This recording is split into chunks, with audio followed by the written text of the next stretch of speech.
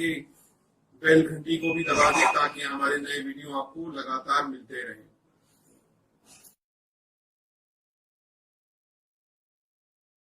नमस्कार दोस्तों, धर्म रहस्य चैनल में आपका एक बार फिर से स्वागत है। अभी तक बहुत सारे ऐसे अनुभव हैं जो दूसरे लोग भेजते हैं, लेकिन आज एक ऐसा अनुभव है जिसके साक्षी हम स्वयं मान सकते हैं। लेकिन इससे अधिक मैं आपको उसके बारे में कुछ भी नहीं बता सकता। एक साधक की यात्रा है जिसने एक ऐसा अनुभव किया जिससे उसके स्वयं के जीवन के रहस्य भी खुले और एक बहुत बड़ी घटना को भी जानने और समझने का उसे पूरा मौका मिला। तो चलिए शुरू करता हूं मैं आज का अनुभव। ये अनुभव एक व्यापारी का है जो अपने गांव में अपनी शादी के उपरांत अपनी नवेली दुल्हन के साथ में गांव जाता है। उद्देश्य था करवा चौथ मनाना और साथ ही साथ नवरात्रि का पर्व भी मनाना।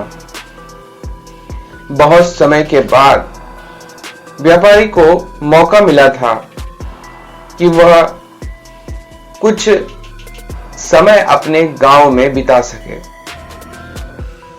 ऐसा मौका बहुत ही कम देखने को मिलता है, क्योंकि कामकाज के दौर में समय अधिकतर अपने गांव क्षेत्र में जाने का व्यक्तियों को कम ही मिल पाता है। व्यापारी अपनी नई नवेली दुल्हन के साथ में अपने गांव आ जाता है।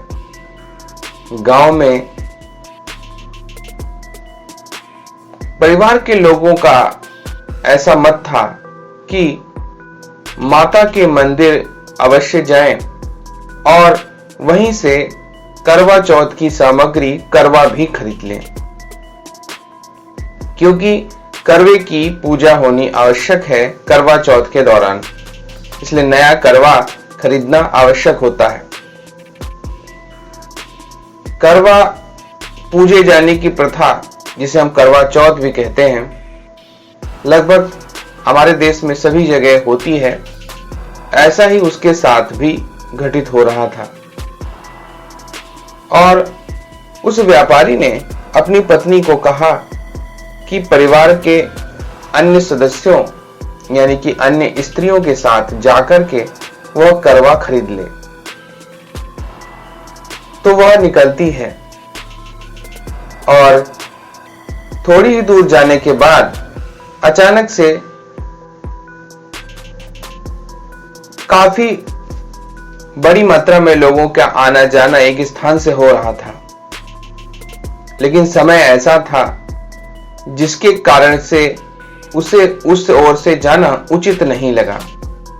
परिवार के सदस्यों ने कहा, बीमारी फैली हुई है, इसलिए लोगों से दूर रहने में ही फायदा है। लोगों की बात को सुनकर वो भी कहने लगी कि क्यों ना हम लोग मंदिर तक पहुंचने के लिए किसी दूसरे मार्ग का चयन करें। परिवार की स्त्रियों को उसकी बात समझ में आ गई, लेकिन उन्होंने कहा कि उस ओर जाने के लिए बीच में एक खंडहर पड़ता है जो दूसरा रास्ता घूम कर है। उसने कहा, ठीक है, खंडहर से होते हुए गुजरेंगे और फिर माता के मंदिर तक पहुंच जाएंगे।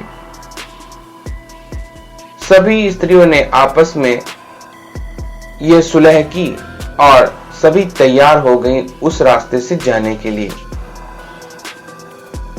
सभी स्त्रियां उस रास्ते से जाने लगी। जाते जाते थोड़ी दूर जब वो खंडहर बचा, अचानक से इस नवेली दुल्हन के सिर में हल्का सा दर्द होने लगा। उसे कुछ अच्छा नहीं लग रहा था, बड़ा ही अजीब सा उसे महसूस हो रहा था, किंतु क्या करती। बाकी लोगों की समझ से उसे उसी रास्ते से जाना था, क्योंकि दूसरे रास्तों पर भीड़ होने की वजह से लोगों से दूरी बनाए रखना आवश्यक था। यही सोचकर उसने कहा, चलो कोई बात नहीं, खंडहर की धूल धक्कड़ से बचते हुए मुझे मंदिर पहुंच जाना होगा। और वह अन्य स्त्रियों के साथ उस खंडहर से गुजरने लगी। तभी अचानक से वह बेहोश होकर गिर गई। अन्य स्त्रियों ने उसे उठाया और उसे मंदिर पर ले जाकर बिठा दिया। किसी को यह समझ में नहीं आ रहा था कि आखिर यह नवनवेली वधू बेहोश कैसे हो गई है। थोड़ी देर बाद परिवार के अन्य सदस्य भी आ गए और सबने कहा माता जी के दर्शन कर लिए जाए। तब तक वधू को होश आ चुका था, किंतु वधू ने मंदिर प्रवेश करने से साफ इनकार कर दिया। ऐसा इसलिए हुआ क्योंकि वो कह रही थी उसकी तबीयत सही नहीं है, इसलिए वह मंदिर नहीं जाएगी। तो परिवार वालों ने भी ज्यादा जोर नहीं दिया, क्योंकि वो अभी अभी बेहोश हुई थी। सभी ने सोचा शायद वो नहीं जाना चाहती, और बाकी लोग मंदिर से दर्शन कर उसके पास वापस आ गए और उससे कहने लगे चलो घर। वह तुरंत ही घर चलने को तैयार हो गई। घर पहुंचने के बाद में अचानक से उसने कहा कि आज मेरा भोग खाने का मन है। विशेष प्रकार के भोग की मांग करने पर परिवार के सदस्यों को आश्चर्य हुआ कि आखिर अभी तो यह बेहोश हुई थी और अब एक विशेष तरह के भोग की मांग कर रही है। परिवार के सदस्य उसे आश्चर्यपूर्वक देखने लगे, लेकिन उसका मन शायद उस ओर झुक चुका था, इसलिए वह जोर जोर से कहने लगी। सभी को और भी अधिक आश्चर्य हुआ कि इस नवनवेली वधू को आखिर हुआ क्या है और यह क्यों गुस्से से भोग को मांग रही है। किसी प्रकार उसके लिए भोग मंगा कर लाया गया और लगभग 1 किलो की मात्रा वह आसानी से चट कर गई और कहने लगी और हो तो और लाओ। उसका पति यह देखकर आश्चर्य में पड़ गया और उसने गुस्से से कहा, परिवार में मेरी बदनामी क्यों कर रही हो? आखिर चाहती क्या हो? क्या मैं तुम्हें शहर में अच्छी चीजें नहीं दिलाता हूं? इस पर वह गुस्से में आ गई और कहने लगी, मेरी जो इच्छा मैं वह खाऊंगी और कोई भी मुझे नहीं रोकेगा। आखिर होते कौन हो तुम मुझे रोकने वाले? इस पर उसके पति को बड़ा ही अचरज हुआ। जो पत्नी अभी तक जी जी कहकर ही बातें किया करती थी, यहां पर इस तरह का बर्ताव कर रही थी। उन्होंने उसका हाथ पकड़कर उसे एक कमरे में लेकर गए और समझाने की कोशिश करने लगे। तभी परिवार वाले सदस्यों ने बड़ी जोर जोर से चिल्लाने की आवाजें सुनी। वह व्यक्ति जोर जोर से चिल्लाकर कमरे से बाहर भागा था।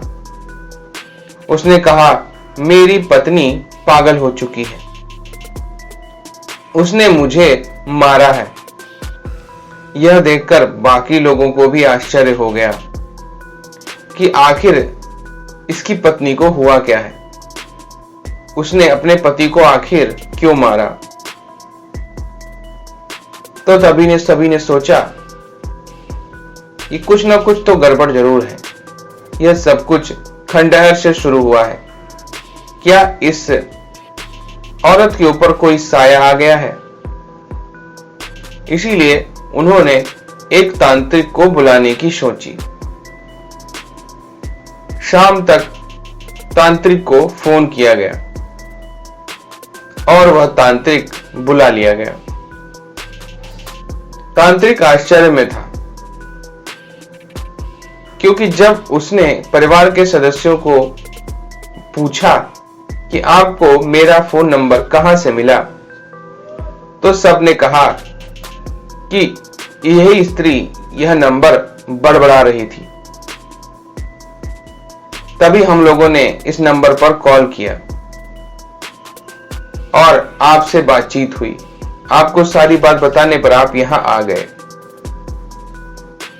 आश्चर्य में पड़े हुए उस साधक व्यक्ति को अचरज हुआ कि मेरा नंबर तो किसी के पास नहीं है, फिर इस व्यक्ति को कैसे मिला।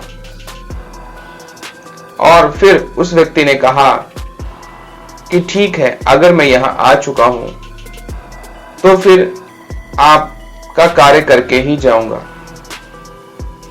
और जैसे ही वह उस स्त्री के पास आकर बैठे, वह स्त्री जोर जोर से हंसने लगी।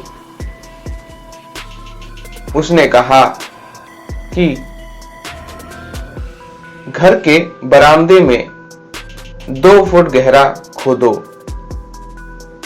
और उस खुदाई से जो मिले वह लेकर के आओ।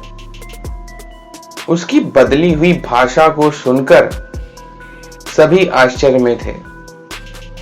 उसकी बात में गहराई थी और आवाज थोड़ी मोटी थी। जब उसने इस प्रकार से कहा तो सभी आश्चर्य में आ गए। साधक महोदय ने भी कहा, ठीक है, अगर यह कह रही है तो आप सभी को अपनी फर्श तुड़वानी होगी। और परिवार के सदस्यों ने न चाहते हुए भी बरामदे की अच्छी खासी फर्श को तोड़ दिया। 2 फुट गहरा खोदने के बाद उन्हें एक करवा मिला। करवे में रखे हुए 3 रत्न। उन 3 रत्नों में एक नीलम था, एक हीरा था और एक रत्न पन्ना था। इस प्रकार से वो तीनों रत्न उसके पास लाए गए और उन्हें देखकर वो जोर जोर से हंसने लगी। उसने कहा, मुक्त कराओ। जब तक इन तीनों को मुक्त नहीं कराया जाएगा तब तक मैं इसके शरीर से नहीं हटूंगी। यह बात सुनकर सबके सब आश्चर्य में पड़ गए। उस स्त्री पर आखिर किसकी आत्मा थी और उसने वह 3 रत्न क्यों निकलवाए थे जो एक करवे में भरे हुए थे, और उन 3 रत्नों का उस स्त्री से या उनके परिवार से क्या संबंध था, हम लोग जानेंगे अगले भाग में। तो अगर आपको ये जानकारी और कहानी पसंद आ रही है तो लाइक करें, शेयर करें, सब्सक्राइब करें चैनल को अगर चैनल पर नए हैं तो। आपका दिन मंगलमय हो। धन्यवाद।